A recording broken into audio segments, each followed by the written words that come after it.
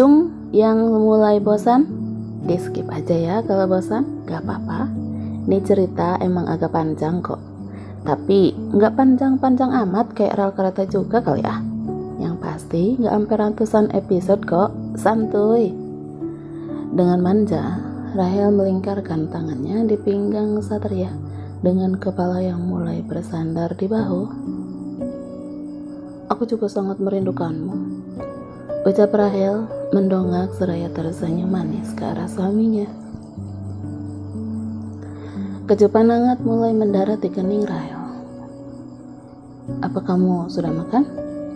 Tanya Satria sembari membenarkan rambut indah istrinya yang sedikit berantakan. Bagaimana aku bisa makan kalau suamiku saja nggak mau membelikanku makan?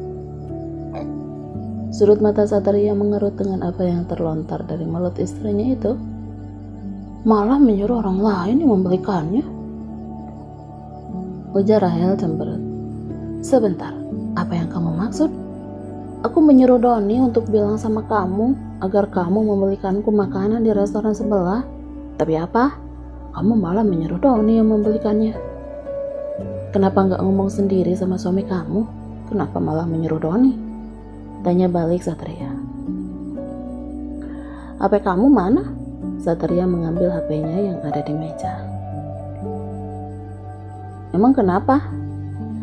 Tanyanya mengerenyit saat melihat HP-nya yang tidak menyala. Enggak nyala kan? Tanya Rahel memutuskan.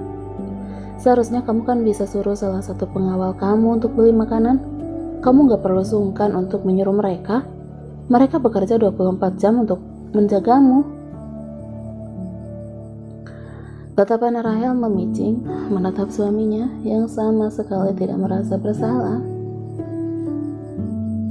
Tapi aku maunya kamu yang membelikannya, kata Rahel dengan mata yang berkaca-kaca. Satria kaget. Dia bingung dan panik saat perkataannya membuat istrinya sedih. Kenapa dia jadi seperti ini? Tidak seperti biasanya. Apa kata-kataku kasar ya? Satria menarik napas dan mencoba untuk meminta maaf. Tapi sungguh, kata itu sangat sulit untuk keluar dari mulutnya, membuat istrinya bersedih. Ya sudah, kita cari makan di luar, ajak Satria, mengusap air mata yang jatuh membasahi pipi istrinya. Tapi ini sudah malam, mana ada restoran yang buka, ucapnya cemberut. Emang kamu mau makan apa?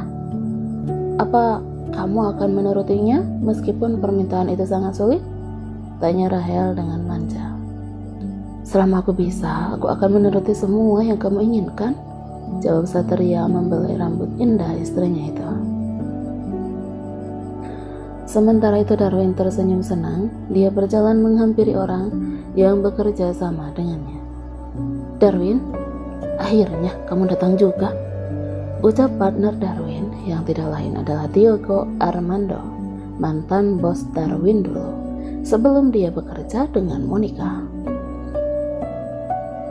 Pak Diego, bagaimana kabar Anda? Tanya Darwin mengelurkan tangan untuk mantan bosnya itu. Seperti yang kamu lihat, duduklah. Terima kasih Pak. Wah, saya tidak menyangka kamu bisa masuk ke keluarga itu, kata Diego yang begitu senang melihatnya. Semua itu karena saran dari Pak Diego, saya bisa dengan mudah masuk ke dalam keluarga itu. Bagaimana? Apa kamu masih ingin melanjutkannya? Iya, kenapa tidak? Rasa sakit hati ini masih membekas dan harus terbalaskan sampai tuntas, tegas Darwin yang membuat Diego tersenyum senang. Sebentar lagi, dengan bantuan Darwin, aku bisa membuatmu berada di bawah Satria. Kamu tidak akan bisa mengungguliku lagi, gumam batin Diego sinis. Oh iya, bagaimana dengan jabatan kamu? Apa kamu sudah menempati tempat yang kamu inginkan? Pertanyaan Diego membuat senyum Darwin meredup. Itu di luar kendali saya, Pak. Diego mengerenyit. Saat ini posisi itu belum berpihak pada saya, kata Darwin mengejutkan Diego. Kenapa tidak? Bukankah kamu bilang neneknya Satria akan mengangkatmu menjadi CEO? Tidak, saya malah dijadikan HRD di sana. HRD? Tanya Diego tercengang mendengarnya. Tapi itu hanya sementara. Oma bilang 1 bulan lagi beliau akan menetapkan posisi CEO angkasa 2. Berarti kamu masih ada harapan untuk memimpin perusahaan itu. It's okay. Memang semua butuh kesabaran. Ya, saya juga berharap seperti itu. Malam terasa semakin dingin. Semilir angin membuat rambut indah Rahel seakan menari menerpa wajah Satria yang duduk di sampingnya. Satria memejamkan matanya. Dia mencium aroma wangi rambut istrinya yang begitu wangi.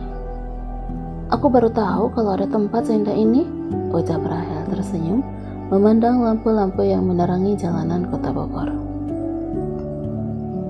Sesaat Rahel menoleh ke arah Satria yang sedari tadi tidak meresponnya. Sayang, kata Rahel mengernyit saat melihat suaminya memejamkan mata karena ulah rambutnya. Satria tidak berhenti mengerjap. Sudut matanya mengerut melihat istrinya terkekeh menatapnya. Ada yang lucu? Tanyanya mengernyit. Enggak, kamu tampan sekali, diri Rahel berbisik. Satria pun menyeringai mendengarnya. Silakan Den, Neng, ucap pedagang kaki 5 tersebut. Makasih ya Pak, ucap Rahel yang begitu santun. Satria hanya mengernyit. Dia tidak menyangka jika istrinya sangat suka makan sambal jengkol.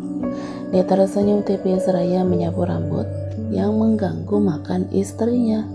Itu Rahel menoleh. Kedua bola mata indahnya mengerling menatap Satria tersenyum ke arahnya. Kenapa? Tanya Rahel dengan manja. Apa? Satria terkekeh seraya menyandarkan kepala pada satu tangan kirinya. Kenapa kamu selalu bermain dengan rambutku? Aku tidak mau rambut kamu menghalangi pemandanganku. Menghalangi? Aku ingin terus melihat dirimu. Kata manis Satria membuat Rahel tidak bisa menahan senyum bahagianya. Aku suapin ya? Rahel mulai menyuapi Satria dengan menggunakan tangannya sendiri. Hah? Apa aku harus memakan tangan kamu juga? Tanya Satria mengernyit. Rahel mendesah. Makanlah. Untuk kesekian kalinya, jantung dan hati Satria dibuat tidak aman akan tingkah laku istrinya. Begitu menggemaskan. Malam ini merupakan malam yang paling indah bagi Rahel. Dia benar-benar sangat bahagia. Seorang CEO yang terkenal sangat angkuh ini kini mulai terbiasa menorehkan senyum mahalnya kepada dirinya. Dari kejauhan, Darwin menghentikan mobilnya secara tiba-tiba. Dia mendesah sebal saat melihat mantan kekasihnya memperlakukan Satria dengan mesra. Bisa-bisanya kamu bersikap seperti itu sama dia, Sel.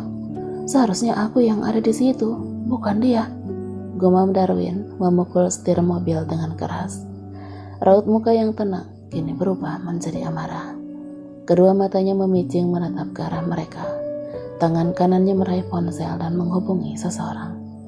Halo, Pak Diego, kita jalankan rencana itu secepatnya. Iya, aku tidak peduli lagi dengan semua resikonya, meskipun aku harus mendekam di penjara. Ujar Darwin menatap ke arah Satria dengan penuh dendam. Sayang, kenapa kita nggak pulang aja ke rumah? Kenapa harus menginap di kantor? Ucap Rahel melirik Satria yang menggendongnya. Punggungnya yang begitu kuat dan hangat membuat Rahel tidak mau melepaskannya. Satria mulai menceritakan semua tentang apa yang terjadi padanya. Rahel merasa bersalah setelah tahu alasan suaminya yang tidak pulang ke rumah. Ya Tuhan, kenapa aku malah berburuk sangka padanya? Rahel, bisa-bisanya kamu menuduh suami kamu ini yang tidak-tidak. Gumamnya dalam hati. Satria tersenyum tipis saat merasakan kehangatan dekapan istrinya yang begitu manja. Sayang, apa kamu capek? Tidak, kenapa? Bukankah kamu ingin digendong seperti ini? Aku kasihan sama kamu, tapi aku juga ingin sekali digendong seperti ini. Tutur Rahel manja. It's okay, aku akan turuti apapun yang kamu mau, ucap Satria, terhenti saat melihat ruang kerjanya terbuka begitu saja. Kenapa? Tanya Rahel, penasaran dan terkejut. Sayang, kok pintunya terbuka? Tanya Rahel turun dari gendongan Satria. Tanpa banyak bicara, Satria masuk, diikuti oleh Rahel. Kedua matanya berputar dan mengecek setiap sudut yang ada di ruangannya. Tidak ada yang berubah. Semua tertata rapi seperti semula. Semua benda juga tidak ada yang bergeser sedikit pun dari tempatnya. Sayang, apa ada yang hilang? Tidak, semua baik-baik aja. Kamu istirahat ya? Ucap Satria membelai pipi cabi istrinya. Iya, jawab Rahel tersenyum manis. Satria terbelalak kaget saat kecupan mesra mendarat di pipinya. I love you, ucap Rahel tersipu malu dan pergi ke arah tempat tidur yang ada di ruang kerja milik Satria. Ya Tuhan, terima kasih sudah memberikan segalanya untukku. Jika aku tidak bertemu dengan dia, mungkin sampai sekarang aku tidak bisa tersenyum lepas seperti ini. Gumamnya tersenyum tipis, seraya mengunci pintu. Brian benar, seharusnya aku harus move on dari semua ini. Aku tidak mau membuat kesalahan lagi. Biarlah kesalahanku itu terkubur begitu saja. Doni, andai saja dia belum menikah, mungkin saat ini aku akan membuka pintu hatiku untuknya. Ucapnya tersenyum seorang diri. Ayunda terkejut. Dia tidak habis pikir jika orang yang baru saja ia bicarakan kini malah menghubungi dirinya. Doni, senyum manisnya pun tertoreh. Hatinya seakan berbunga-bunga melihat nama itu tertera di balik layar pipi ponselnya. Ayunda mengatur nafas dan mulai mengangkat telepon dari Doni. Iya, jawab Ayunda dengan wajah yang mulai memerah. Belum tidur? Tanya Doni menatap ke arah Ayunda yang terlihat olehnya. Ada apa? Kenapa kamu menghubungiku? Aku merindukanmu. Perkataan Doni yang membuat Ayunda terdiam dan tidak berhenti mengerjap. Lihatlah ke bawah. Ayunda membalikkan badan dan terkejut saat Doni melambaikan tangan untuknya. Inilah yang aku rindukan darimu, Don. Perhatian kamu, cara kamu memanjakanku, begitu membekas dalam hidupku. Ya Tuhan, bodohnya aku mengabaikan dirinya waktu itu.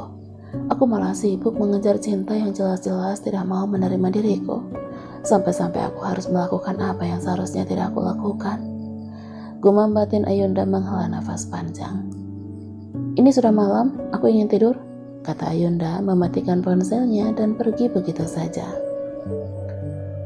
Dari dulu sampai sekarang sulit banget dapetin dia. Keesokan harinya, Rahel terbangun dari tidurnya. Dia tersenyum saat melihat suaminya mendekapnya begitu erat. Tok tok tok. Suara ketukan pintu membuat Rahel terkejut. Tidak biasanya ada ketukan pintu di kamarnya. Tok tok tok. Perlahan Rahel melepas tangan Satria. Dengan langkah hati-hati ia berjalan menuju ke arah pintu. Ada apa sih? Tumben banget mereka mengetuk pintu terus-menerus. Gumam Rahel membuka pintu tersebut. Ceklek. Rahel terperangah, terkejut saat menyadari kalau dirinya bermalam di kantor, bukan di rumah. Rahel, kamu bermalam di sini?